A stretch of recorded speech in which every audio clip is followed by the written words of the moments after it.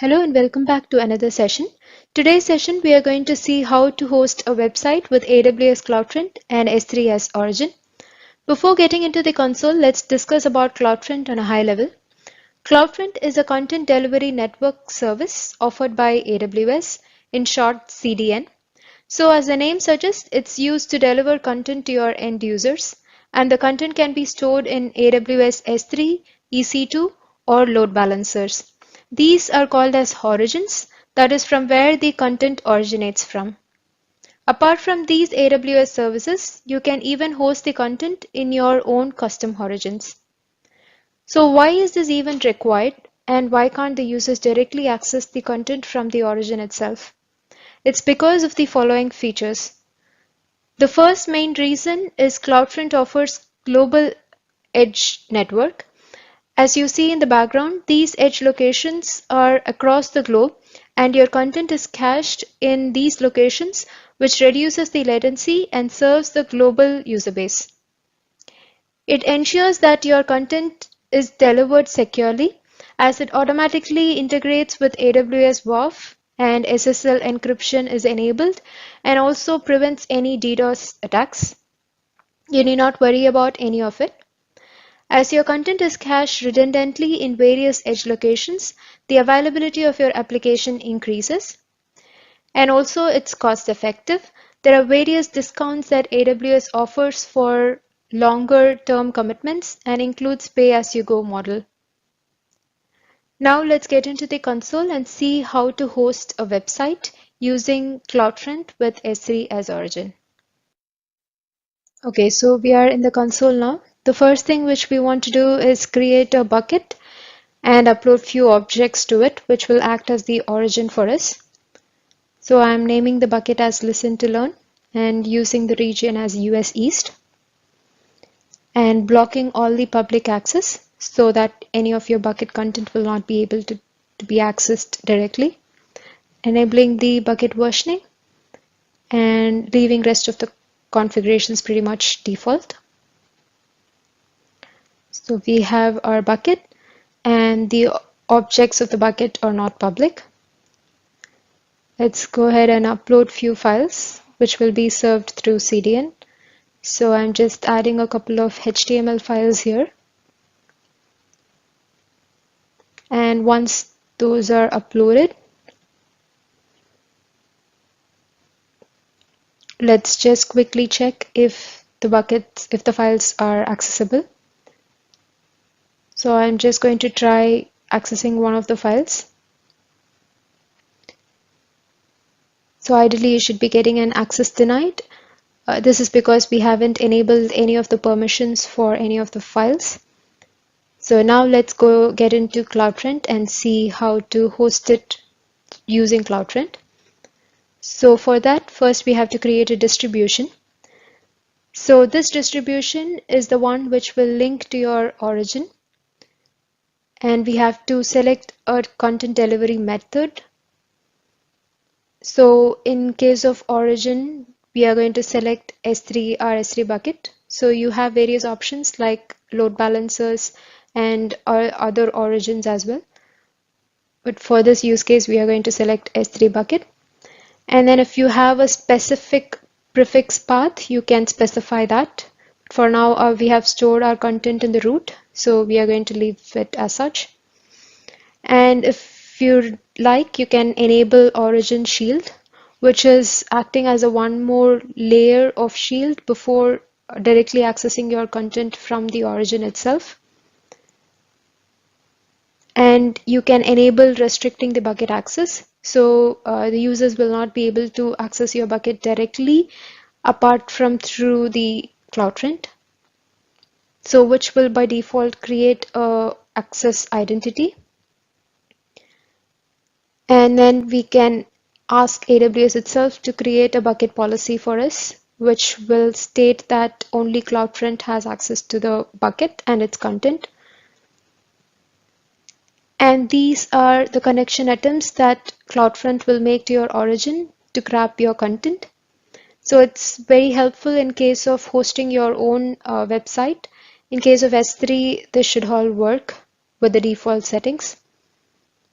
So I'm going to go ahead with the default settings. And if your application requires any custom headers to be passed, then you can specify them there. And viewer protocol policy, it's always advised to redirect your HTTP to HTTPS so that it stays secured. And if your application always serves HTTPS only content, then you can go for that as well. And allowed HTTP methods, in this case, we are just going to go with get and head, as this is only a static website. In case of dynamic websites, you can go ahead and select put post options as well. And the cached HTTP methods are going to be again get and head, because those are the only methods which we have enabled. And then you can attach a cache policy to your CloudFront distribution. So AWS by default provides few of these policies. We can try to view what the policy says. It mainly controls the TTL settings, that is time to live.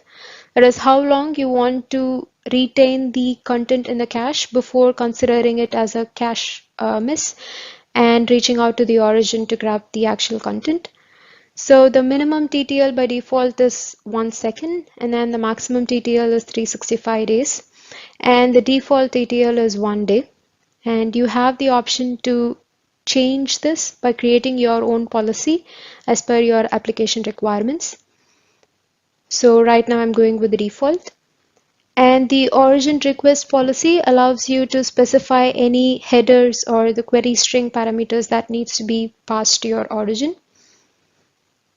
And smooth streaming, if enabled, it is used for delivering video content and restricting viewer access to any signed URLs or signed cookies.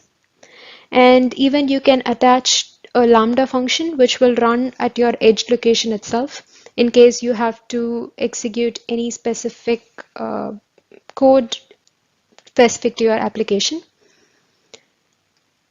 And also you have an option to select the edge locations which needs to be enabled. By default, it is all edge locations, but even you can constrain it to specific locations like US or Canada and or Asia based on your user base, which will result in some cost reduction. And also you can specify any alternate domain names if you are hosting your own domains. And then you can specify your own custom SSL certificate or use the default CloudFront certificate. So I'm going with the default one here. The supported HTTP versions. Right now the versions are HTTP 2 and HTTP 1.1. If you are using a lower version, you can use that as well. And you can enable logging if required. And you have an option to either leave the distribution state enabled or disabled, and you can enable it as a later point. So let's go ahead and create the distribution. So if you click on the distributions, you will see that the distribution creation is in progress. This will take almost 4 or 5 minutes. And if you go into the identity access, you should be able to see a new identity created there. So let's wait for a couple of minutes for the distribution to get created. So we have the distribution created. I actually paused the video for a while to let the distribution be created. So before trying to access it, I want to show you something quickly. That is the bucket policy which CloudFront has created for us. So if you go into the buckets and take a look at the permissions, you should be seeing a bucket policy attached now, which allows get object only from the CloudFront origin access identity. So this is the way how CloudFront is accessing your S3 objects. So this is very important to restrict the access so that your objects still stay private and no one will be able to access your objects. So this identity ID will match the identity ID in your bucket policy. Okay, so now let's go ahead and try accessing our domain. So just grab the domain name and open a new window and hit it there. So along with that, I'm just including the index.html as a file that we want to access. So there you go. So you'll be able to access your index file directly. So this is as simple. You can host various other origins this in a similar way. So it's very simple and very easy to organize it. So that's it for today, guys. Hope you found it useful. If there are any questions, please leave them in the comments below. See you soon in the next video. Thank you.